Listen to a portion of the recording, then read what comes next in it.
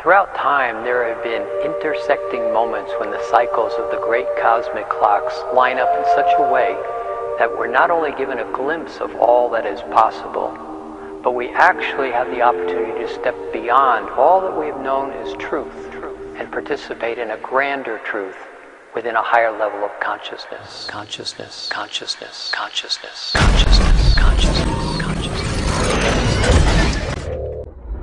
Out of this vibrant nothingness emerged matter, energy, space, time, consciousness. It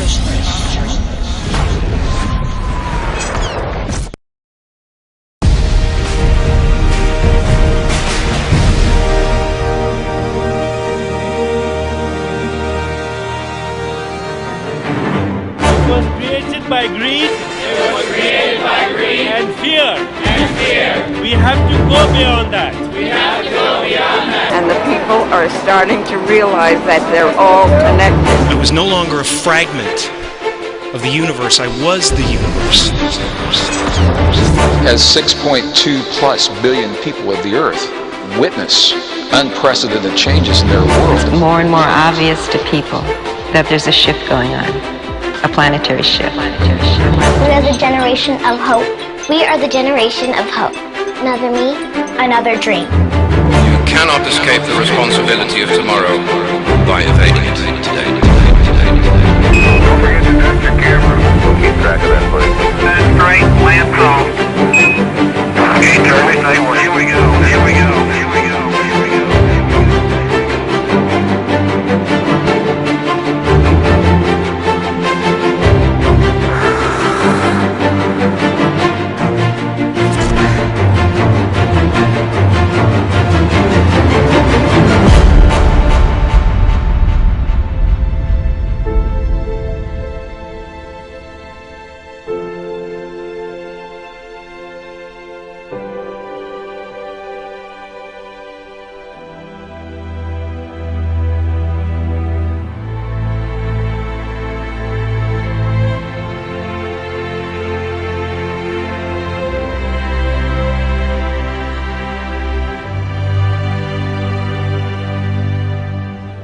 Quantum physics reveals that it's the invisible stimuli that are much more important. There's a simple quote by Albert Einstein that makes sense out of this, and the quote is, "The field is the sole governing agency of the particle." What Einstein meant by this very simply is the field, the invisible energy forces around us, they are the sole governing agencies of the particle, and the particles matter. And so quantum physics says the character of matter is ultimately determined by the field. If we were ever going to interact with our bodies, if we want to heal our bodies, we want to create peace in our families or our communities, we must speak to the fields that connect all things. We must find a meaningful language, a non-verbal language that communicates with the stuff that this world is made of. The bottom line, the through line, is that they're all speaking about an experience, an inner experience that we have focused on our hearts. What the science now is showing is that those experiences extend beyond our bodies into the world around us, because the field of our heart is part of the world around us and connected with that field.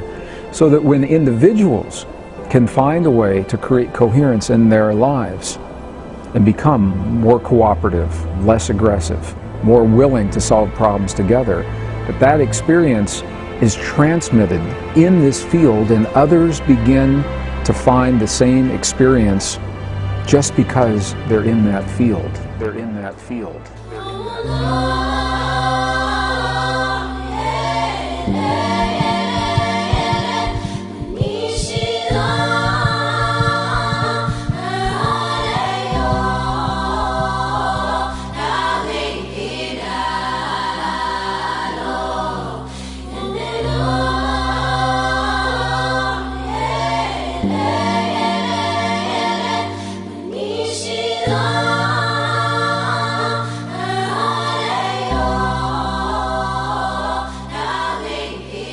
This chart shows a dotted line going up and down, which is the rise and fall on a daily basis of the number of people who are meditating as a group in Jerusalem. It's all on a volunteer basis. And the solid line represents progress towards peace in the war in neighboring Lebanon.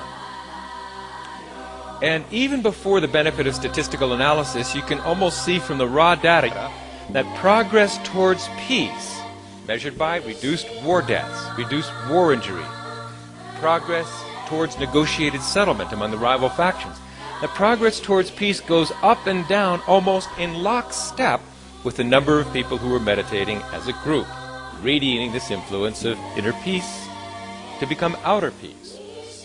When this was subject to mathematical analysis, the likelihood that this is simply due to some fluke, due to chance, is less than 1 part in 10,000, which for a social scientific experiment is extraordinary. To be able to say something with this certainty, that group meditation prevented war, that is a really remarkable finding. The likelihood that this reduction of war was again simply due to chance and not due to the meditating groups was less than 1 part in 10 million. There is far more evidence that group meditation can turn off war like a light switch than there is evidence that aspirin reduces headache pain. Aspirin reduces headache. Aspirin reduces headache.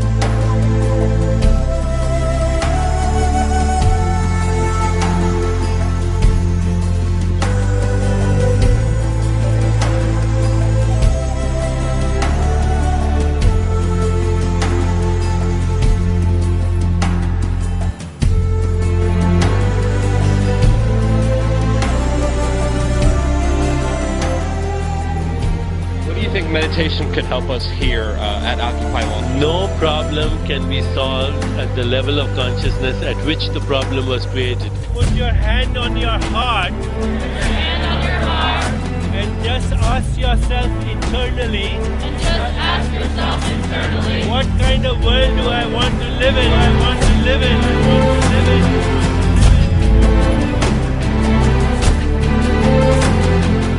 And now ask yourself. How can I make that happen? How can I make that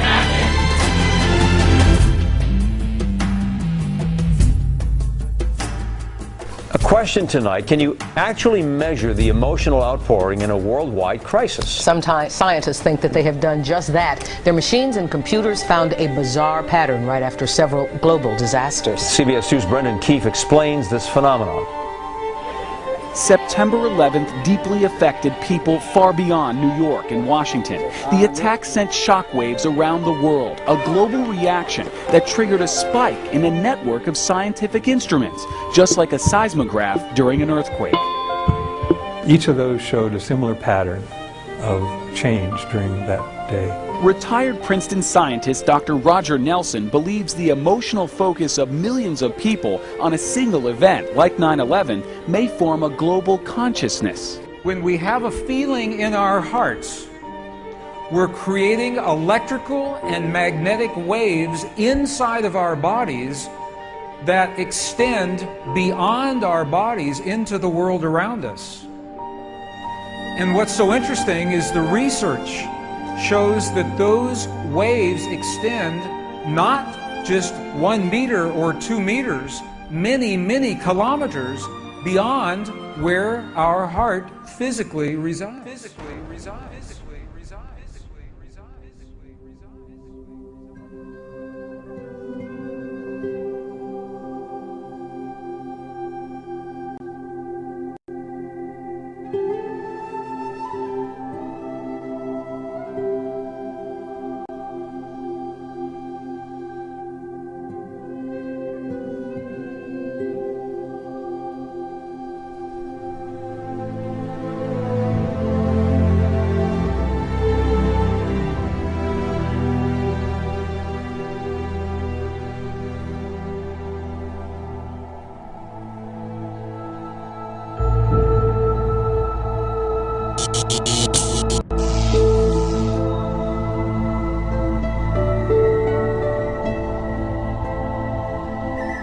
The hour is late. It's time to decide.